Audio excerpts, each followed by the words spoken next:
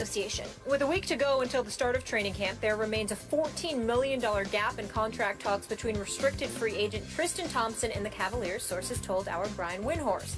Sources say the Cavs have held firm at an offer of 5 years and $80 million, while Thompson is looking for a max contract of $94 million over that same span. If no deal is reached by the end of the week, Thompson may sign the Cavs' one-year qualifying offer of $6.9 million to become an unrestricted free agent. So his agent, Rich Paul, told ESPN last month that if Thompson signs the one-year qualifier, he will not re-sign with the Cavs long-term in 2016. Stephen A., what's going on? What's going on is this.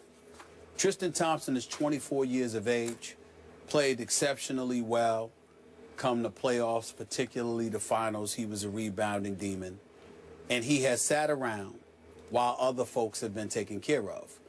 You've got a $14 million difference, or so is being reported. You made sure Iman Shumpert got his 40+ million. You made sure to re-up Timothy Mozgov. Obviously, Kyrie Irving, as well as he should have even beforehand, got his $90 million. But more importantly, you gave Kevin Love $110 million. Now, you could have kept Kevin Love for less than that.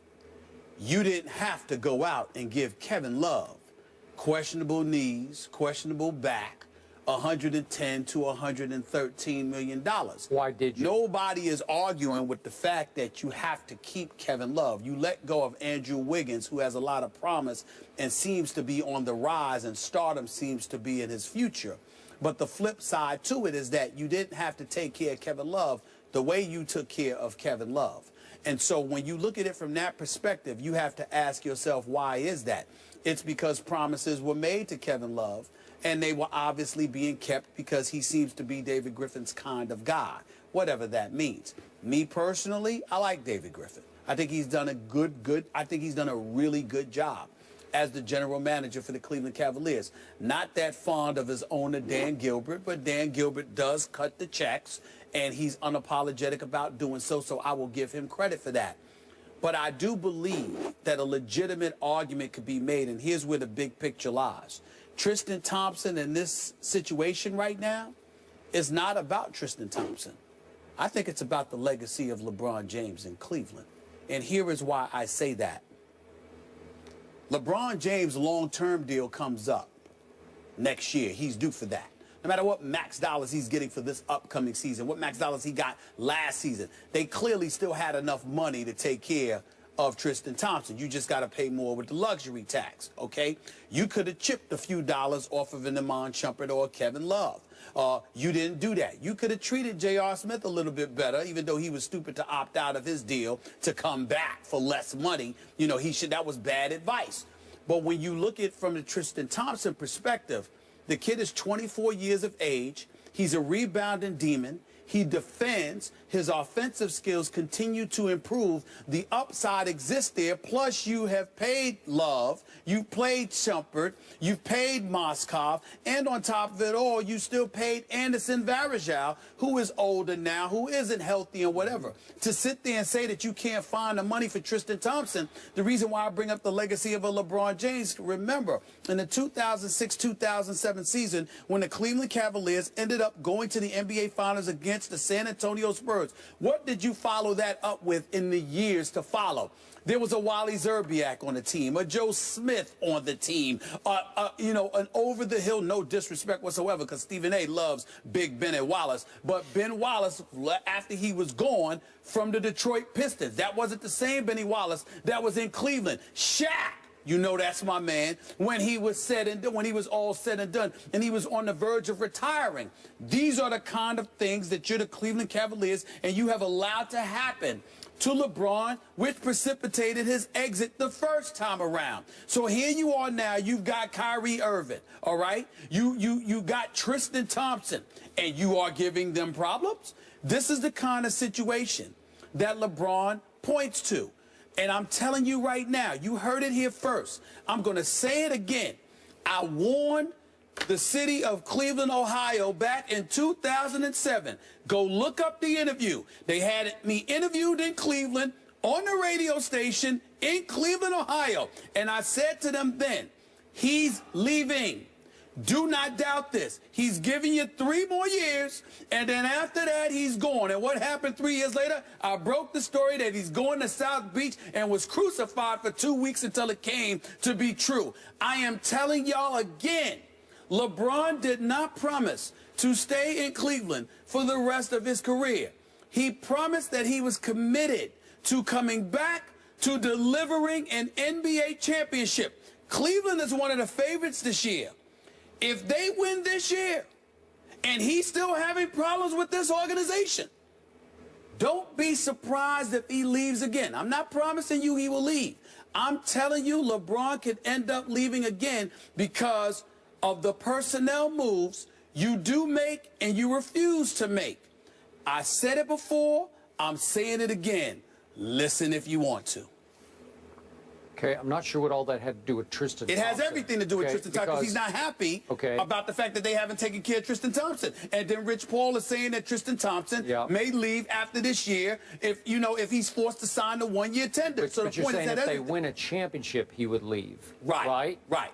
Okay, well, that would be a really good thing for Cleveland, right? I mean, that would be a big thing if they won a championship. Well, they would win a championship, of course, because he's committed to delivering a championship back to the city of Cleveland. Okay. But if you're going to show an unwillingness to keep young horses in place, okay, and instead bring guys or sign guys to $110 million with questionable knees and questionable backs and stuff like that, you now have a problem that he doesn't want to stick around and deal with. So the Tristan Thompson thing is important because LeBron wants to keep that guy. People like yourself, me, and others in the NBA community see nothing but upside with this kid. Oh, I love it. And not only that, he changed the way they play basketball. You can't justify not paying him if you paid the other guys. Had you not paid them, that would be different. But to not pay him and to pay those other guys, you got a problem. Okay, we're almost out of time, so we might have to save this for another day, but my issues are twofold with this salary structure here. I have no idea why you gave Kevin Love that much money. He's not worth that much money. I think that Tristan is worth $94 million and will be over the long haul. But I still can't, we probably don't have time to get into this. I don't know why LeBron would take the max. I keep telling you, Tim Duncan, coming off one of his best years ever, is making $5 million this year. LeBron's making 23. LeBron can make God knows how much money off the court. Why would he insist? I know it's a principle thing with the Players Association, that he's got to set the tone from the top. I get all that. But if you really want to win more rings, you take half that and make sure that Tristan, represented by your representative, is taken care of. Last point on this matter. You can make that argument like you made against Kobe because you're talking about going outside to bring another player in, and your cap comes into consideration then. With LeBron and the Cleveland Cavaliers, that's not relevant because you're talking about keeping your own player. And because you're keeping your own player, it's this an issue of the luxury tax number, which is offset by the money LeBron brought into the organization by his return. So you can't use that. Okay, but remember, San Antonio has the same issue with trying to keep a Kawhi Leonard, right? Yes. And they said, well, we can keep Kawhi because Tim has taken only $5 million this year. Guys, I'm sorry, I got to cut you off, but we might be able to readdress this either or later today or further in the week because there's so much to get into. More First Take after the break. We'll be right back. About the Yanks. I'll admit it, I'm concerned. Teixeira can't seem to get healthy. Sabathia is not what he used to be. The combination of those two things, along with the inconsistent play of a few of their guys. I mean, 1 minute, Beltran is smacking 3-run home runs against the Mets. Another minute, he can't get a hit against the Blue Jays. I'm concerned about it. It's not over yet. I haven't given up. I'm still going to believe in my Yankees. I'm going down with the ship. But I will tell you that I think the thing that concerns me is two things. David Price, who's an absolute stud. By the way, where did he go to school?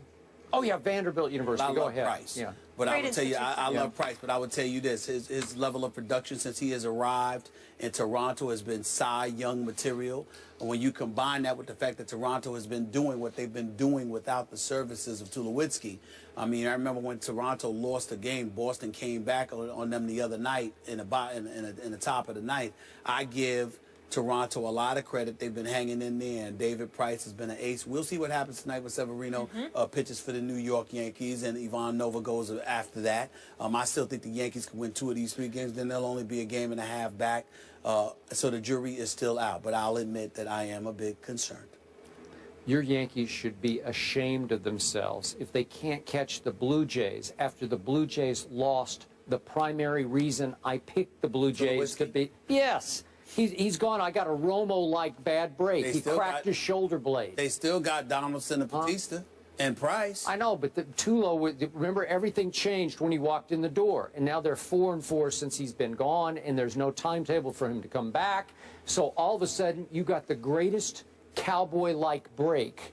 You got my Blue Jays. They're reeling without Tulowitzki, and you can't catch them. What's New York doing? Listen, Another sport. You got Encarnacion. He's been doing well for them. Plus, Russell Martin is somebody who used to catch for the New York Yankees, so he kind of knows what they do, how they do it. So that certainly helps as well. The Yankees that are at decided disadvantages, particularly without Teixeira, I recognize that, but they're still in the thick of things. They took 2 or 3 from the Mets last weekend. I'm not giving up on my New York Yankees. The jury is still out. We'll see what happens. Well, why don't you just go ahead and say they're going to win the East? Well, I'm worried about them right now. I thought they were going to win the East. They had a 6.5 game lead, and they lost it in 13 days. That's correct. For crying out loud. Because of the addition, starting with Tulowitzki, that the Blue Jays again, made. but again, I think it's the addition of Price. How about that?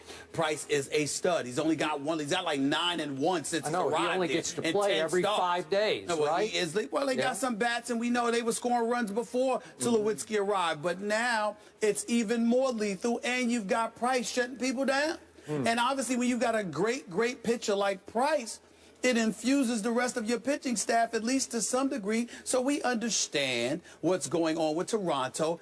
But again, it's not over yet. You won't concede, but you won't guarantee either, right? That is correct. Oh, that's going way out on that That's limb. a good way. That's a good way.